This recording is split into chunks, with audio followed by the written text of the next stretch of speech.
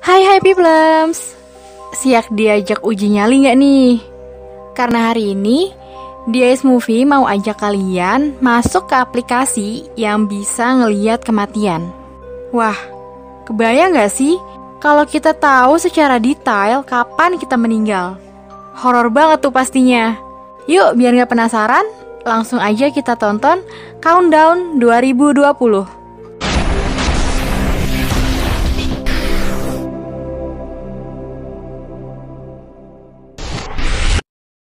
Scene diawali dengan sekelompok muda-mudi yang lagi nongkrong di kafe sambil minum-minum. Salah satu di antara mereka lagi ngeliat apa sih aplikasi yang booming saat ini. Sampai akhirnya nemulah sebuah aplikasi bernama Countdown.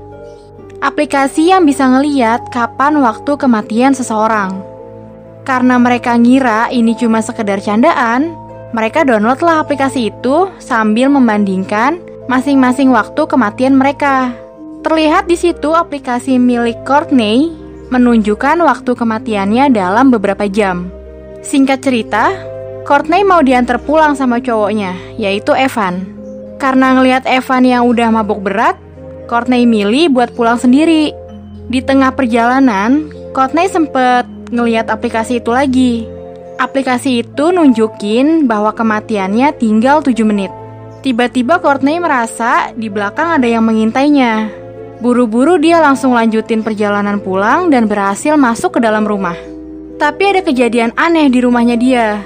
Tiba-tiba aja Courtney meninggal dengan hal yang gak wajar dan waktu yang sesuai dengan aplikasi itu.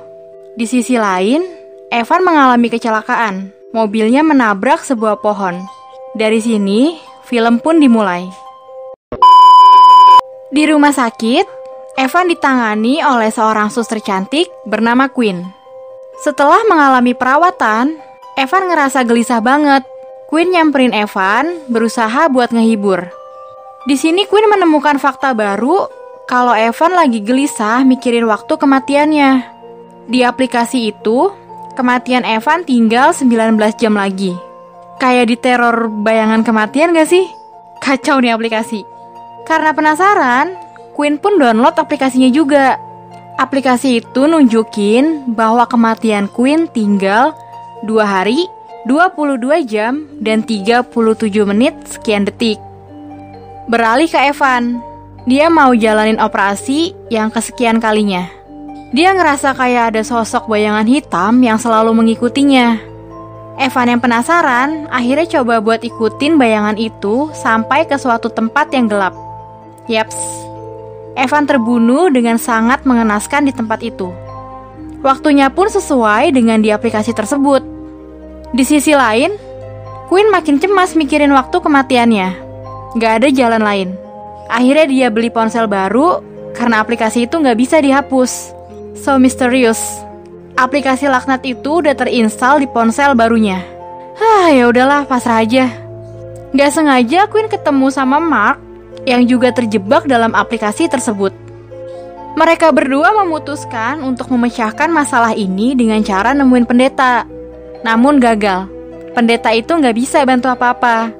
Dia malah ngasih kontak salah satu temennya yang suka sama hal-hal mistis. Sesampainya Quinn dan Mark di tempat pendeta yang kedua, pendeta ini langsung cerita panjang kali lebar tentang tipu daya iblis. Kali ini, muslihat iblis dikemas dalam bentuk modern, yaitu melalui aplikasi. Makhluk halus pun gak mau ketinggalan zaman ya.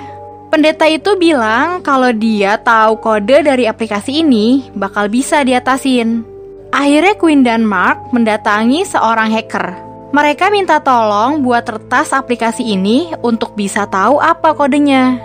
Dengan imbalan sebuah kartu kredit yang limitnya masih lumayan banyak. Berhasil. Kode aplikasi itu bisa didapat dengan cara menambahkan billing milik Quinn, Mark, dan adiknya, yaitu Gord. Sesampainya Quinn dan Mark di rumah, mereka mutusin buat tidur bareng. Tapi nggak seranjang ya, karena Quinn masih ketakutan sama waktu kematian di aplikasi itu. Saat Quinn tertidur, Quinn pun mimpi buruk dan langsung terbangun. Pas lihat HP, billing kematian mereka kembali normal. Karena Quinn sempat foto kode aplikasi itu yang berbahasa Latin, Akhirnya Mark, Quinn, dan adiknya nemuin pendeta yang kedua kemarin buat mecahin masalah ini.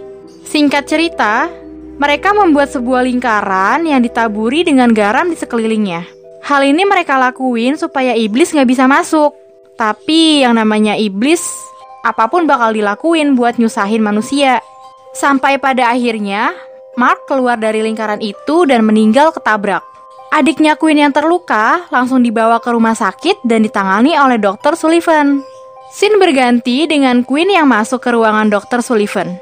Dia bilang mau berterima kasih karena udah nanganin adiknya. Cuma kelihatan banget di sini si Quinn kayak ada yang direncanain gitu. Quinn berusaha ngerayu Dr. Sullivan, nantangin ketemuan di sebuah ruang yang gelap. Bukan cowok namanya kalau nolak. Dr. Sullivan ya jelas mau lah. Tapi ternyata Quinn ngejebak Dr. Sullivan. Pendeta itu bilang kalau kutukan aplikasi ini mau berhenti, Quinn harus bunuh seseorang dulu sebelum iblis membunuh Quinn. Ya, karena Quinn punya dendam difitnah sama Dr. Sullivan, sampai harus dirumahkan, makanya dia mau balas dendam dengan ngebunuh si dokter tersebut. Sesampainya Dr. Sullivan di ruangan itu, Quinn langsung berusaha ngebunuh. Tapi Dr. Sullivan berhasil kabur. Waktu yang semakin sempit, Quinn memutuskan untuk membunuh dirinya sendiri.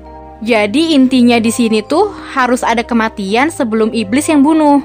Quinn menyuntikkan sebuah cairan beracun ke dalam tubuhnya sendiri. Akhirnya usaha Quinn pun berhasil.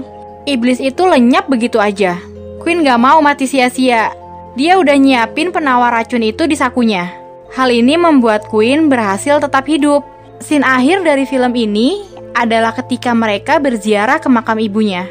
Saat mau pulang, ada sebuah notif yang menunjukkan bahwa aplikasi Countdown itu sudah terinstall dengan versi 2. Dan film pun selesai. Ini cuma film ya Peoples. Biarpun aplikasinya beneran ada, yang namanya kematian tetap rahasia yang maha kuasa. Nextnya mau bahas film apa lagi nih? Kalian bisa komen di bawah atau DM ke IG @diaismovie18. Oke, see you on next movie.